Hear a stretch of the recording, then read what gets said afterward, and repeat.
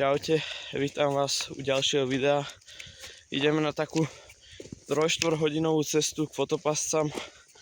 Je mlha, prší a ak bude hore takéto mlha, bo vieme, že sú tam medvede, sa otočíme, pôjdeme naspäť. Pôjdeme, keď nebude hmla, bo neradi riskujeme. To sú také staršie medvedie stopy.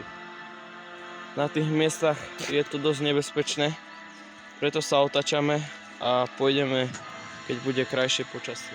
Keď sme pozreli fotopascu, tak sme zistili, že vlk nám zaspal presne pred fotopascou.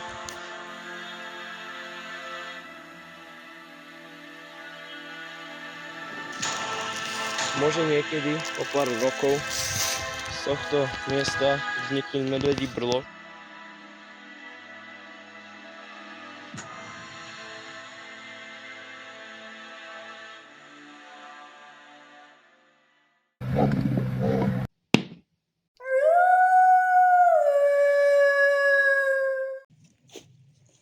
Jar je moje najobľúbenejšie obdobie roka. Je to čas nového života, keď sa lesy opäť naplnia aktivitou a rodia sa mláďatá mnohých druhov zvierat. Keď idem takto do lesa, si vždycky zoberiem aj sprej na medvede. Neviem, či by sme ho pri takom strete alebo útoku použili, ale tak pre lepší vnútorný pocit.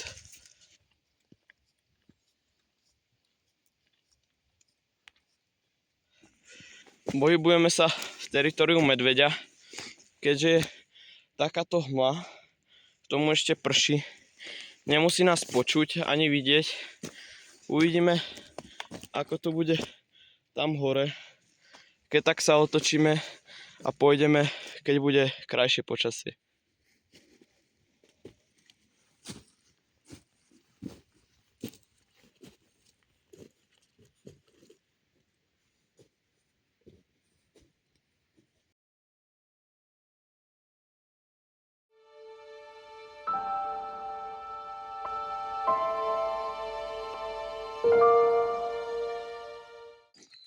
Hmla neustupuje, na tých miestach je to dosť nebezpečné, preto sa otačame a pôjdeme, keď bude krajšie počasie.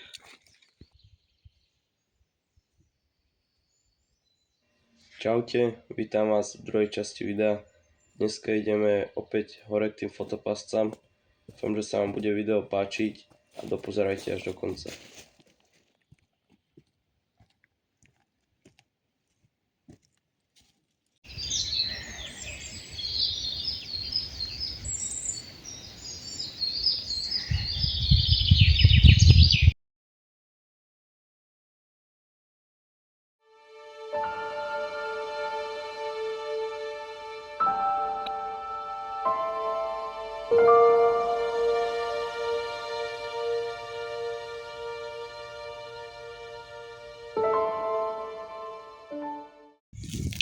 Keď je obdobie zimy alebo začiatok jary, keď ešte medvede alebo medvedice s mladými sú v brlohoch, tak si dávajte pozor na takéto staršie smreky alebo butlavé stromy, pretože môže niekedy o pár rokov z tohto miesta vzniknúť medvedí brloch.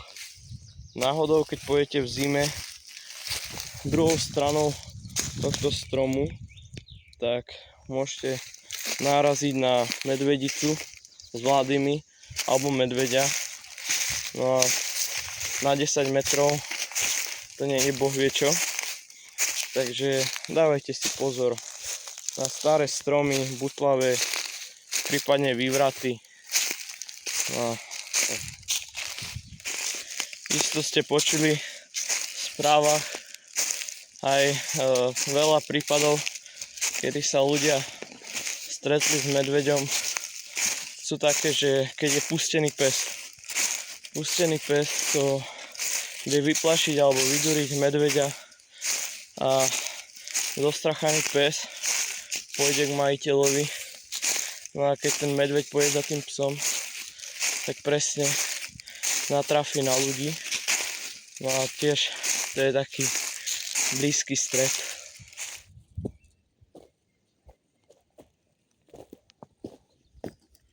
Vidím, že hore pri fotopascach je sneh.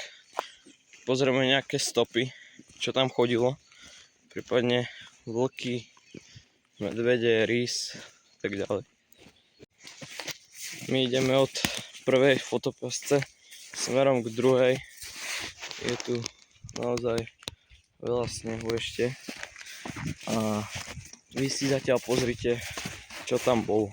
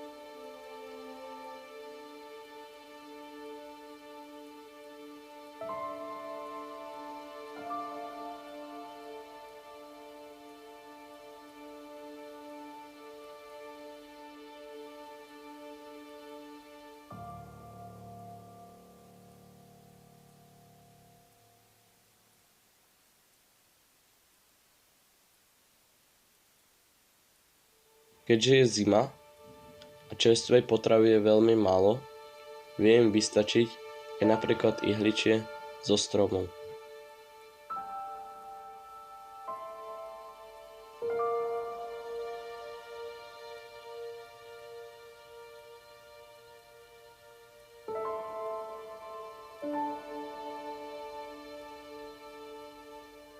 Neuveríte, ale normálne, keď sme pozreli fotopascu, tak sme zistili, že vlk nám zaspal presne pred fotopascou.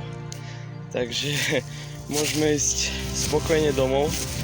Je to v noci, ale nie, že to je nejaká nevýhoda, ale som strašne šťastný, že sa mi to podarilo natočiť, pretože na tak veľkej ploche vlka trafiť presne pred fotopascu, aby tam ešte aj zaspal, to je niečo úžasné. Zatiaľ si užite tieto nádherné zábery.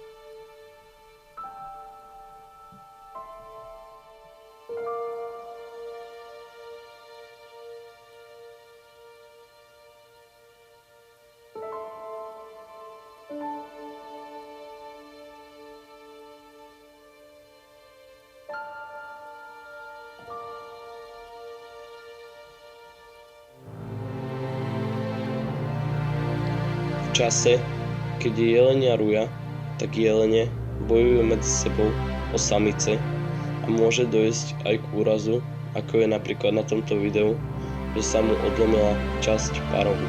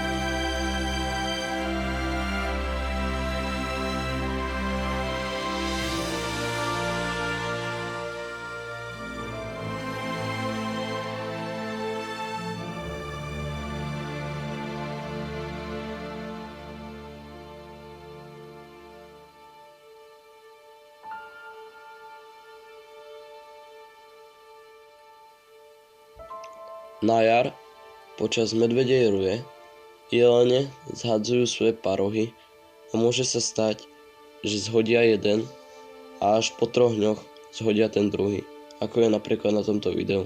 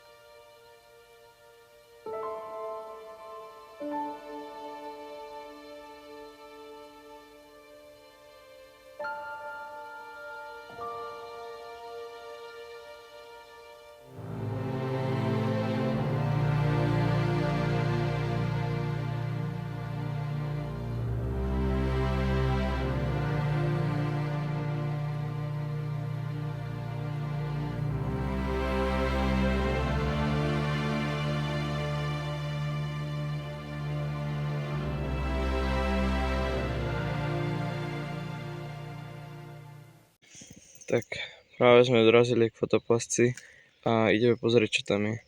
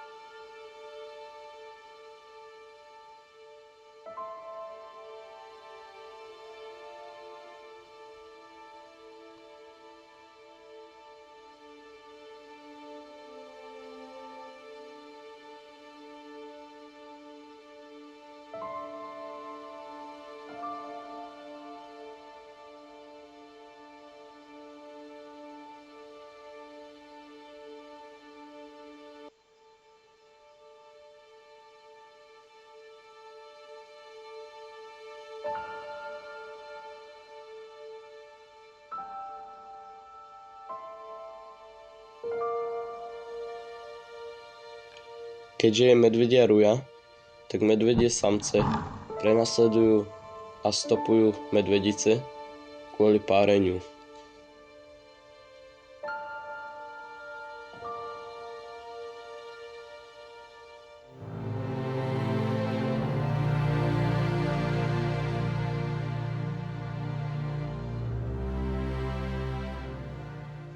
Ideme ešte k tretej, to je posledná, ktorá je tam nižšie.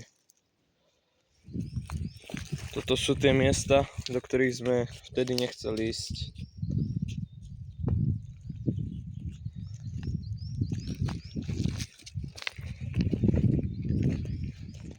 Toto sú také staršie medvedie stopy.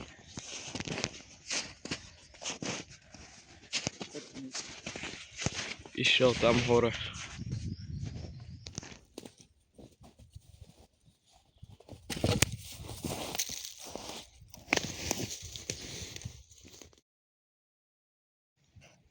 No už sme dorazili k poslednej fotopasci. Sťahujeme už zábery. A začne sa cesta smerom nadol.